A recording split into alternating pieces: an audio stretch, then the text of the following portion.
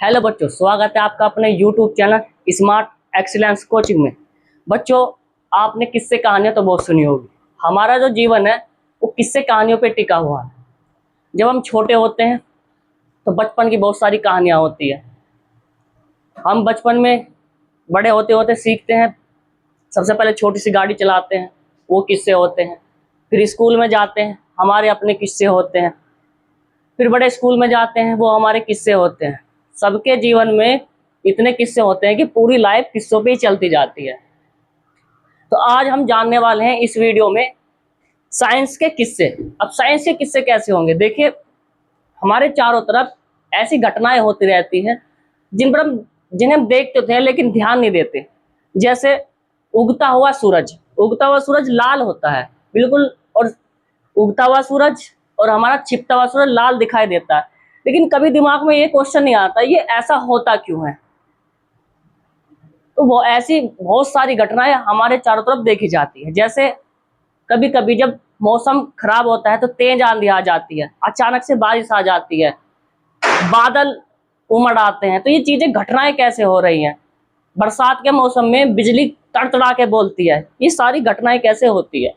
तो इन्हीं किस्से कहानियों में हमने इस वीडियो में आज से शुरू किया है साइंस के किस्से, जिनमें हम छोटी छोटी डेली होने वाली घटनाओं को बड़े ही ध्यान से और पूरी शॉर्ट वीडियो में जानेंगे। तो आज का जो टॉपिक है उसे हम पढ़ाने वाले हैं ब्लड क्लॉटिंग। आपने देखा होगा कभी कभी काम करते हुए या इधर उधर जाते हुए चोट लग जाती है, और चोट लगने से क्या होता है, थोड़ी सी चोट लगती है हमारा ब्लड बाहर निकल आता है। फिर हम पट्टी भी नहीं कराते, काम में लग जाते हैं। लेकिन जैसे ही चोट हमारे हाथ पे लगी या पैर पे लगती है तो क्या होता है, कुछ टाइम बाद आपका ब्लड रुक जाता है। ऐसे ये चोट लगी, थोड़ा सा ब्लड बाहर आया, ब्लड बाहर आने पे क्या होगा, कुछ टाइम बाद खून ब्लड आपका रुक जाएगा। लेकिन एक चीज आपने देखी होगी, जब ये ब्लड रुक जाता है तो एक पपड़ी सी जम जाती है आपकी, एक गाढ़ा गाढ़ा सा पदार्थ बन जाता है रेड कलर का, जिसे हम ब्लड क्लॉटिंग कहते हैं। ठीक है, चोट लगने के बाद। तो आज इसी किस्से में हम ये समझेंगे साइंस के, वो ब्लड क्लॉटिंग कैसे होती है। वो खून का कतला सा, वो खून क्या, ठीक है। तो जब चोट लगती है हमें तो हमारा खून बाहर निकलता है, और खून जैसे ही बाहर निकलता है तो एक थक्का सा जम जाता है, मोटी सी परत खून की जम जाती है। आपने देखा होगा, नहीं देखा तो आज आप क्या करना, चक्कू से काट के देखना, थोड़ा सा ब्लड बाहर आएगा और रुक जाना। तो कुछ टाइम बाद आपका ब्लड रुकेगा, और ब्लड रुकने से वो खून की मोटी सी लेयर बन जाती है, जिसे हम ब्लड का थक्का कहते हैं। वो ब्लड, वो जो खून है, वो जो मोटी सी परत आपकी बनी है, वो कैसे बनती है, आज इस वीडियो में हम यही जानेंगे।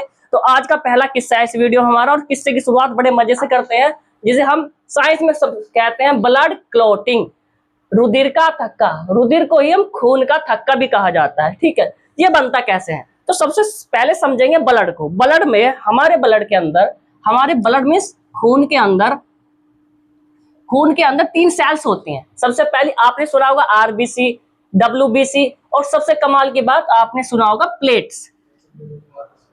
आपने सुना होगा प्लेट। अब प्लेट क्या है पता है? जब आपको कभी फीवर हो जाता है, टाइफाइड हो गया या कोई और सा बुखार हो जाता है, तो डॉक्टर ये कहता है कि आपकी प्लेट डाउन हो गई है। तो प्लेट आपके ब्लड में होती है, और कितनी होती है? 2 से 3 लाख, कि भाई इतनी होनी चाहिए, 2 से 3 लाख के बीच में। इससे अगर प्लेट आपकी कम होती है तो डॉक्टर क्या करता है, हमारे ड्रिप लगाता है, इंजेक्शन लगाता है बड़े महंगे महंगे से। ठीक है, तो ये प्लेट होती है ब्लड के अंदर। ठीक है, हमें सीखना है थक्का कैसे जम रहा है, हमारा ब्लड रुक कैसे रहा है। उसके बाद आता है इसमें क्या क्या पदार्थ चाहिए होते हैं, ब्लड को रोकने के लिए क्या क्या चीजें चाहिए होती है। जैसे किसान खेत में पानी चलाता है, और किसान खेत में अगर पानी चला रहा है तो फिर क्या चाहिए, पानी जब नाली में बह रहा है, अगर नाली कहीं से टूट जाएगी तो किसान को हाथ में क्या चाहिए होता है, फावड़ा। चलाने के लिए फावड़ा चाहिए होता है, उसे रोकने के लिए। तो ठीक ऐसे जो थक्का हमारा ब्लड का जम रहा है, वो किस किस, उसके लिए में क्या क्या चीजें चाहिए, उसके लिए ब्लड में पाए जाते हैं प्रोटीन। कौन कौन से प्रोटीन पाए जाते हैं? एक होता है प्रोथ्रोम्बिन, दूसरा होता है थ्रोम्बोप्लास्टिन, और लास्ट में होता है फाइब्रिनोजेन। ये 3 हमारे पदार्थ होते हैं जो सहायता करते हैं हमें ब्लड का थक्का जमाने में।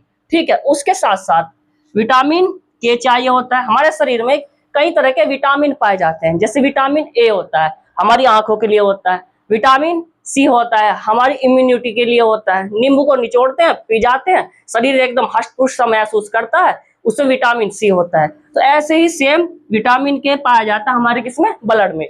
कुछ तत्व भी होते हैं एलिमेंट, जैसे सी प्लस प्लस, सी इसे कैल्शियम बोलते हैं, शरीर में कैल्शियम पाया जाता है हड्डियों को मजबूत करने के लिए, ठीक है। अब इस पूरे ब्लड क्लोटिंग को, खून का जो थक्का जम रहा है, इसको 4 स्टेप में हम बढ़िया से समझते हैं। पहला स्टेप देखो, सबसे पहले आपको लगनी चाहिए चोट, आराम से जाओ दीवार में घुटना मारो, ब्लड निकलने लगेगा, और सबसे पहले आपका चाहिए होगा ब्लड बाहर होने लगेगा। देखो हमने सोचा, महसूस करो यहाँ पे मैंने ये चाकू से ऐसे कट गया, तो चाकू से कटने पर ब्लड आपका बाहर निकलना शुरू हो जाता है। ये देखो ब्लड बाहर निकलना शुरू होगा। अब चाकू थोड़ा सा लगा है, अभी हमने क्या सीखा, हमने सीखा भाई जब ब्लड बाहर निकला है तो ब्लड में क्या होती है, प्लेट्स, ब्लड में प्लेट्स है, और प्लेट्स के साथ साथ प्लेट्स एक्टिव कर देती है किसको, थ्रोम्बोप्लास्टिन प्रोटीन को। प्लेट कहती है कि भाई ब्लड बाहर आ रहा है, ब्लड में क्या है आपके प्लेट्स है, और ये थ्रोम्बोप्लास्टिन अंदर होता है ब्लड के, जो एक प्रोटीन है। ये क्या करता है, ये एक्टिव, ये बताता है जाको, किसको बताता है, प्रोथ्रोम्बिन को। थ्रोम्बोप्लास्टिन ने किसको बताया, प्रोथ्रोम्बिन को, कि भाई चोट लग गई है, जल्दी से उठो, इसको उठाता है, एक्टिव कर रहा है इसको, उठ। ये उठकर भाग के उठता है, खड़ा होता है एकदम, जैसे गांव में लड़ाई हो जाए, किसी के भाई को पीट दिया और दूसरे वाला अंदर सो रहा है, वो आता है, चल लठ लेके एकदम से उठा के, लठ चल दोनों बाहर चलते हैं, चल कौन था। अब ऐसे ही करता है, उठ जल्दी उठ, ये उठाता है, इसको एक्टिव करता है, चेंज। अब ये आया, ये अपने आप को बदलता है, सो रहा ना, सोते सोते एकदम उठा, लठ उठाया, एकदम अकड़ के चला, चलो बेटा, चेंज। थ्रोम्बोबिन में एकदम एक्टिव हो जाता है, पूरे दिमाग से थ्रोम्बिन में चेंज हो जाता है, सोता हुआ एक्टिव हो गया, चलते हैं वही बाहर। अब ये एक्टिव करता है, किसको एक्टिव करता है, फाइब्रिनोजिन को, ये लास्ट में होती है एक्टिव। थ्रोम्बोबिन एक्टिव करता है किसको, फाइब्रिनोजिन को, ठीक है, किसके लिए, हेल्प कर विटामिन के से, और विटामिन के से और कैल्शियम से, ठीक। फाइब्रिनोजिन इसके एक्टिव करने से चेंज हो जाता है फाइब्रिन में, और यही लास्ट में जब आपको चोट लगी थी, आपका ब्लड बह रहा था, लास्ट में ये पूरा स्टेप बाय स्टेप चेंज होके लास्ट में फाइब्रिन बनता है। अब फाइब्रिन क्या करता है, जहां चोट लगी हुई है, जहां पे ब्लड बह रहा है, वहां पे एक जाल बना लेता है।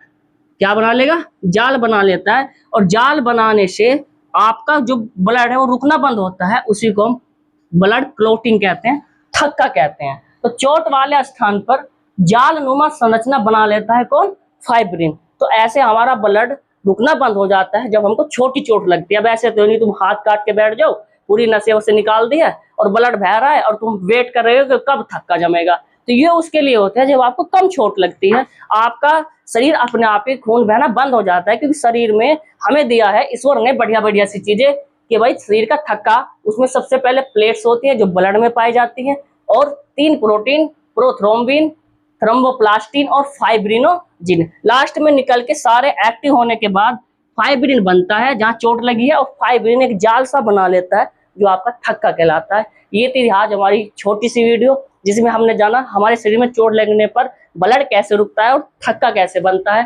धन्यवाद। आज से हम सीरीज को शुरू कर रहे हैं और हम ऐसी बहुत सारी छोटी छोटी चीजों पर बड़े ही कम समय में गहराई से जानेंगे, चीजें कैसे हो रही हैं। आप भी बताना आपको किस टॉपिक पर वीडियो चाहिए। धन्यवाद। चैनल को सब्सक्राइब करना और शेयर करना।